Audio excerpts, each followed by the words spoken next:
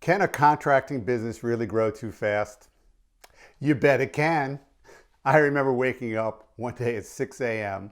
for the second day in a row after having gone to bed at 2 a.m. That was at my own family business. At this point, it was a 70-person company. It was not a small deal. And we did plumbing, heating, cooling, and electrical. Only to face another day of massive stress and thinking. What I was thinking was, at this pace of growth, something's got to change, or I'll be a very rich guy, but a really dead guy, and that was not my goal. I think for you, it's probably resonating. When I left my family business to consult with contractors all around the USA and Canada, there were really only two reasons they ever called me. Number one, either they were a small shop, relatively small, whose owners were spending all the hours in the day working in the business, who finally realized they couldn't clone themselves and that they needed systems to be able to stabilize the business and then scale. The second one was they were fast-growing shops that had already gotten very large. And through either great marketing or acquisition, smart acquisition, or both, the problem there was everything was out of control. And so that every time the phone rang, it was a lot like putting gasoline on a fire that was already out of control. Today, I'm really going to focus on just the fast-growing shops here, because like me, most of my clients who were in this position had this condition sneak up on them. And if you're reading on or listening to me here, I'm betting this will resonate with you too. You were handling it somehow until one day you just couldn't. And that's when the wheels started to fall off, or at the very least, they began to wobble. It's like, you're in a batting cage and you're doing great, the pitches are coming in, and somebody there is speeding it up, and all of a sudden you can't even get the bat off your shoulder. They're coming so fast. That's how it feels when you're growing out of control and you can't keep up anymore. Sound familiar? So here are 5 signs your business is growing too fast and you need to act now. 1, not enough staff to serve customers, and you can't bring people on fast enough to be effective. When you do hire someone, the situation is there is no one there to teach them, that new employee, your way of doing things or anything. And if there is someone around willing to teach some of the ropes, if you will, there is no formal process to put them into place or to get them up to speed, or let alone hold them accountable, adding to the chaos that no one has defined what the roles are at your company. And in this rapidly expanding company, so that nobody really knows who is their boss and what that boss is really expecting of them. Number 2 is the shop is going rogue, in that every employee feels that they can just do their own thing however they want, because there is no supervision and there is no standards, and if there were, they're all being dropped, and at an alarming clip. So maybe you had to buy people to grow, and as you were growing, and now that these people are there, they're deciding, you know what, I'll do what I want to do or I won't do. It's up to me, not you, the owner. Or maybe you're losing what good people you do have because, frankly, they're just overworked to death. And they never have downtime. They can't have a family life. They can't go on vacation.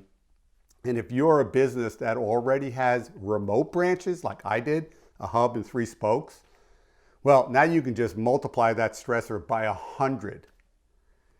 Funny story is I was on a podcast with some industry friends who had a carpet cleaning business. And I was mentioning about how most people couldn't move their company about a mile away and it wouldn't run the same way. And they started to laugh. And I go, what's so funny? They go, we had a fast-growing shop and we needed more room. So we opened up next door. And you would have thought it was two worlds apart. That's just how bad it was. And it will be until you learn how to get control of it. Number 3 is customer complaints and callbacks are increasing exponentially. What problems used to be able to correct by walking around yourself, micromanaging people, I know what that's like, scrutinizing each and every employee is now impossible. That's because there are just too many people. And without thorough orientation processes and training, it's anyone's guess what they're doing or how they're doing it. At the customer's home, it's even worse so. And it's really gotten to the point that you need to climb back in the truck to go out there yourself to try and put out some of these fires. Number 4, chaos and broken communications are everywhere at the company. This friction in every interaction that is required to run a very stable and profitable business, to give a customer a great experience, is broken.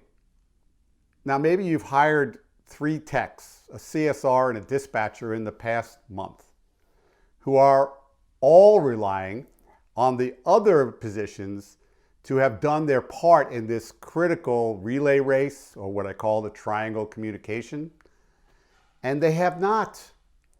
Number 5, gross sales are on the rise, but gross profits are either declining or they're worse yet, gone.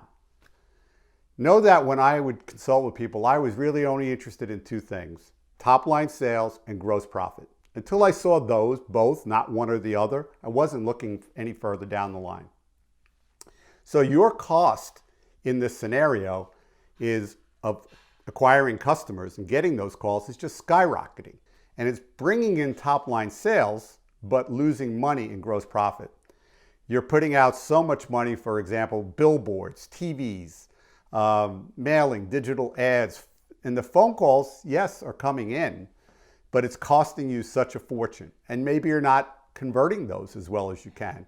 And it's to the point that every call is either losing you money or worse, putting you into a vicious cycle of debt.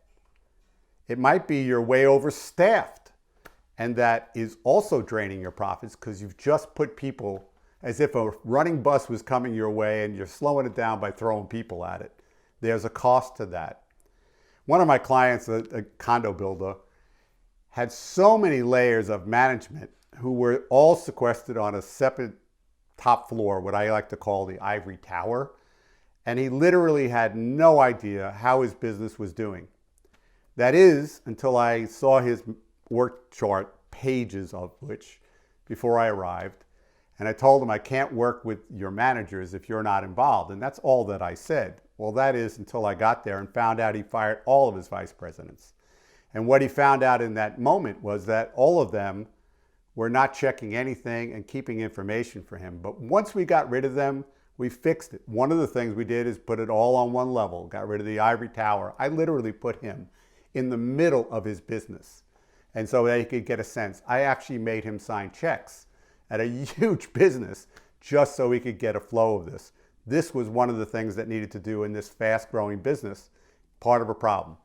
Another client that owns multi-electrical shops in an area where it was growing fast and making money, which was great, but it was so stressful for him.